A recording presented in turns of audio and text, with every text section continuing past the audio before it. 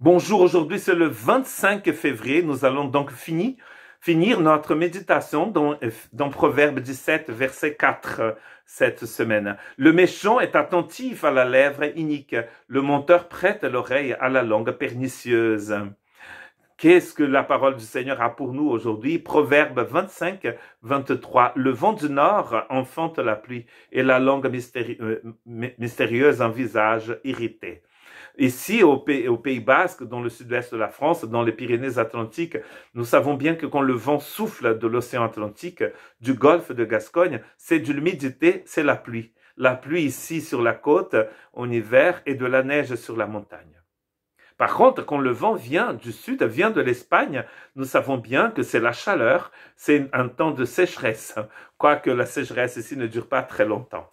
C'est une des régions où il pleut plus, je pense, en France. Ici, au Moyen-Orient, en Palestine, en Israël, Salomon savait qu'un certain vent amenait de la pluie. La langue qui dit n'importe quoi amène un visage irrité, de la colère.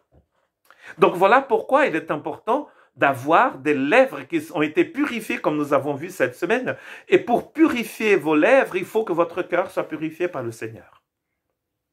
Il faut que nous soyons attentifs à ce que le Saint-Esprit est en train de nous dire. Cette idée que nous allons cueillir ce que nous sèmons.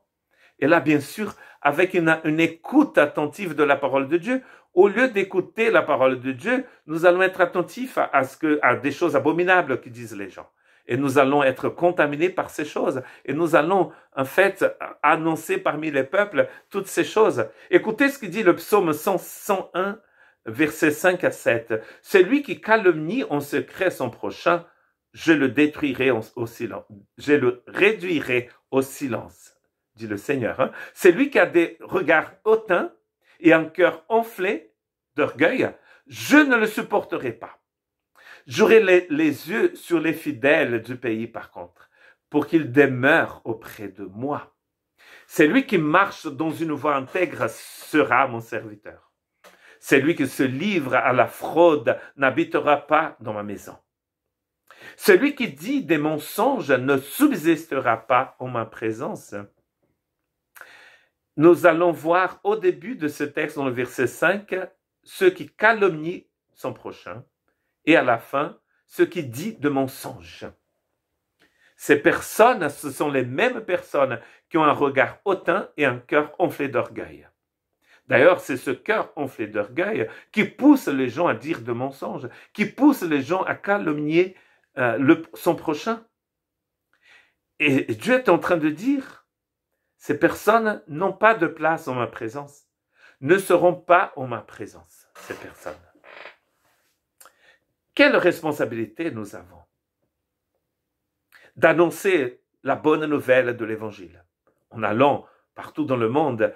Faites des disciples de toutes les nations. Les enseignants. Nous avons une responsabilité immense. Voilà pourquoi nous avons besoin de laisser le Saint-Esprit nous purifier.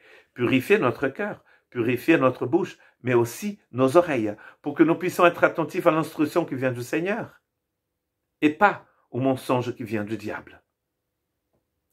Que Dieu vous bénisse et qu'il ait pitié de nous.